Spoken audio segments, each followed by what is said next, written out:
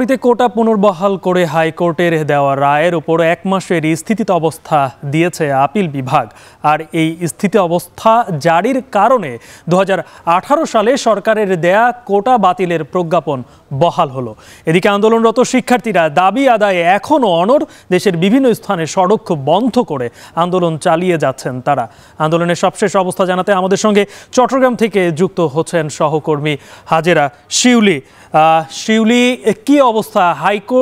Appeal বিভাগ তো একটা আদেশ দিয়েছে যে তারা যেটা চাচ্ছিল সেই স্থিতি অবস্থা দিল, তারপরেও শিক্ষার্থীরা আন্দোলন করে যাচ্ছে। আজকে সকাল সন্ধ্যা ব্লকেড, যেটা বাংলা ব্লকেড ছিল, তারই অংশ হিসেবে এখন পর্যন্ত তারা রাস্তায় রয়েছে। তারা আসলে স্পষ্ট আর কি দাবি করছেন?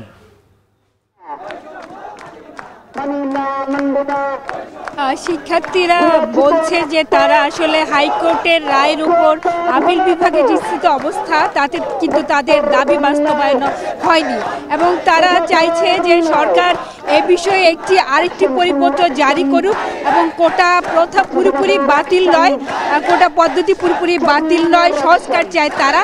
এবং এক্ষেত্রে অনগ্রসর শ্রেণী এবং আদিবাসী গোষ্ঠী সহ প্রতিবন্ধী এবং যারা আসলে সমাজে পিছিয়ে পড়া গোষ্ঠী তাদের ক্ষেত্রে কোটা বহাল রেখে সরকারি চাকরিতে নিয়োগের ক্ষেত্রে সকল গ্রেডে যে বৈষম্যমূলক কোটা আছে সেটি বাতিল করা হোক, তবে অনগ্রসর শ্রেণীর ক্ষেত্রে যেন কোটা বহাল করা হোক।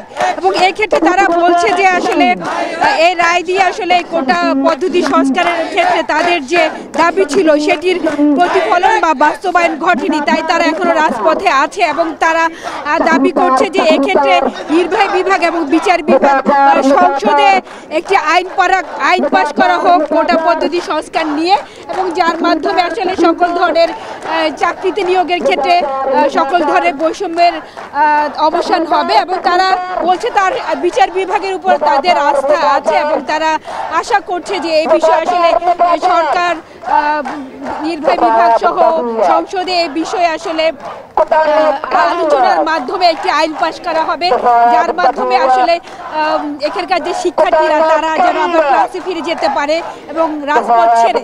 এবং আপনারা জানেন যে সকাল থেকেই কিন্তু চট্টগ্রামে রেলপথ অবরোধ কর্মসূচি পাশাপাশি রাজপথ অবরোধ কর্মসূচি চলছে এবং বর্তমানে আন্দোলনকারীরা টাইগার পাস মোড়ে অবস্থান নিয়েছে এবং এটি নগরের একটি অন্যতম গুরুত্বপূর্ণ সড়ক। এই সড়কের সাথে কিন্তু চারদিকে সংযোগ রয়েছে, একদিকে টাইগার পাস থেকে পতেঙ্গা বিমানবন্দর, অন্যদিকে শাহমারতী ব্রিজ এবং টাইগার পাস মোড় থেকে বাম দিকে যাচ্ছে নিউ মার্কেট এবং আরেকদিকে ঢাকা চট্টগ্রাম মহাসড়ক। তো এই অফিস কিন্তু কিছুক্ষণ আগে অফিস ছুটি হয়েছে এবং অফিস থেকে মানুষ ঘরে যারা ফিরছেন তারা কিন্তু চরম ভোগান্তিতে পড়েছে এবং পায়ে হেঁটেই তাদের যেতে হচ্ছে এবং তারা বলছেন যে দাবি আদায় না হওয়া পর্যন্ত তারা রাজপথ ছাড়বেন না এবং আজ রাত 8টা পর্যন্ত তারা এখানে অবস্থান করবেন বলে জানিয়েছেন। গালিব, এই ছিল আমার কাছে এখনকার মতো চট্টগ্রামে কোটা বিরোধী আন্দোলনের সবশেষ। জি হাজেরা শিউলি, আমরা একটু খুলনার অবস্থা জানতে চাই। সেখান থেকে ইতিমধ্যে যুক্ত হয়েছেন আমার সহকর্মী রামিম চৌধুরী। রামিম, কি অবস্থা খুলনার? শিক্ষার্থীরা যে বাংলা ব্লকেড যেটা কর্মসূচি দিয়েছিল সেটা সকাল সন্ধ্যা পর্যন্ত, আর কিছুক্ষণ পরেই তো সন্ধ্যা, এখন পর্যন্ত তারা রাজপথে রয়েছেন। তাদের আন্দোলনের দাবিতে আর কোনো পরিবর্তন কি এসেছে? গালিব, সকাল থেকেই কিন্তু কোঠার যে আন্দোলন শিক্ষার্থীদের সেটি কিন্তু এখনো পর্যন্ত চলছে। তাদের যে দাবি সেই দাবিতে কিন্তু তারা অনড় রয়েছে এখনো পর্যন্ত।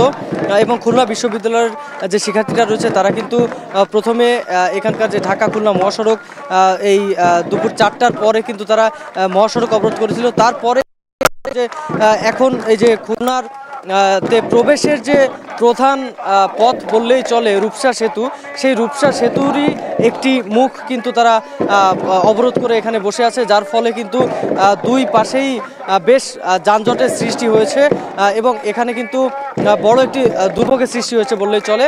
তবে এখানকার শিক্ষার্থীরা যেটি বলছেন যে তারা খুলনা বিশ্ববিদ্যালয়ের শিক্ষার্থীরা কিন্তু গত 1 সপ্তাহ যাবৎ কিন্তু তারা এই আন্দোলন চালিয়ে যাচ্ছে এবং এই সড়ক অবরোধ করে তারা আন্দোলন করছেন কিন্তু গত 4 দিন ধরে। তো এখানে তাদের যে মূল দাবি সেটি কিন্তু তারা বারবার বলছেন যে এখানে যে তাদের যে কোঠা, চাকরিতে যে কোঠা সেই কোঠা থাকবে না এবং সর্বোচ্চ 5% কোঠা কিন্তু সরকার রাখতে পারে, যার ফলে কিন্তু এতে করে যে আদেশ দেওয়া হয়েছে আজকে কোর্ট থেকে, সেই আদেশে কিন্তু তারা মানছেন না এবং তারা বলছেন যে এই আদেশ কিন্তু মূলত কোনো সঠিক সমাধান নয়। তাদের কিন্তু মূল সমাধান করতে গেলে তাদেরকে কিন্তু সংবিধানে এই কোঠা বাতিল করতে হবে এবং স্থায়ীভাবে এই যে কোঠার যে সমস্যাটি রয়েছে সেই সমস্যা কিন্তু সমাধান করতে হবে বলে এখানকার যারা আন্দোলন করছেন শিক্ষার্থীরা তারা আমাদেরকে জানিয়েছেন এবং এখনো পর্যন্ত তারা আন্দোলন করে যাচ্ছেন এবং তারা যেটি বলছেন যে রাত 8টা পর্যন্ত তারা এই আন্দোলন আজকে চালিয়ে যাবেন, পরবর্তী দিন আবারও তারা এই আন্দোলন করবেন বলে আমাদেরকে জানিয়েছেন। তো এই ছিল আমার কাছে গালিব খুলনা থেকে কোঠা বিরোধী আন্দোলনের সর্বশেষ খবর।